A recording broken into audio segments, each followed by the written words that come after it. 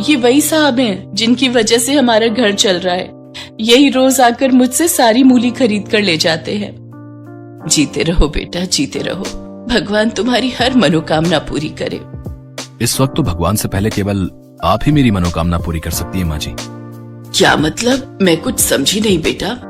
अब बात यह है माँ जी कि आपकी बेटी पूजा मुझे भा गई है और मैं उम्र भर के लिए इसका हाथ थामना चाहता हूँ, अगर आपकी इजाजत हो तो। ये बात सुनकर शांति की आंखों से आंसू बहने लगते हैं और वो रोते हुए कहती है, बेटा, कौन गरीब नहीं चाहता कि उसकी बेटी के हाथ पीले हो। तुम ले जाओ इसे, तुम इसे ले जाओ। नहीं माँ, मैं तुम्हें छोड़कर कहीं नहीं जाऊंगी। मेरे अलावा आपका इस दुनिया में कोई नहीं है। माँ जी को भी हम साथ ले चलेंगे पूजा। इसके बाद वो दोनों मंदिर जाकर 7 फेरे ले लेते हैं। फिर पूजा और उसकी माँ को लेकर नीरज अपने घर चला जाता है। वो दरवाजे की घंटी बजाते हैं तो नीरज की माँ सुभद्रा दरवाजा खोलने के लिए जाती है। अब इस वक्त कौन घंटी बजा रहा है? ओहो, कहीं फिर से कोई भूखा नंगा तो नहीं आ गया। सुभद्रा जैसे ही दरवाजा खोलती है तो अपने बेटे के गले में शादी की माला देखकर सारा माजरा समझ जाती है।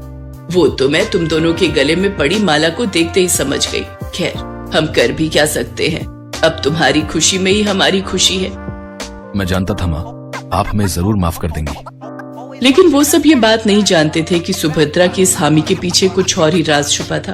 अगले दिन सुबह जैसे ही नीरज ऑफिस के लिए निकलता है तो सुभद्रा का अत्याचार दोनों माँ बेटी पर शुरू हो जाता है। अरे ओ गरीब खाने से आई हुई माँ बेटी, इस महल को देखकर तो तुम दोनों की आंखें चौंधिया गई होंगी ना। तुमने तो ऐसा घर सिर्फ अपने सपने में ही देखा होगा और उसी सपने को पूरा करने के लिए बुढ़िया तूने अपनी जवान बेटी का इस्तेमाल करके मेरे भोले भाले अमीर बेटे को फंसा लिया। मैं तुम दोनों माँ बेटी की सब चाल समझती हूँ।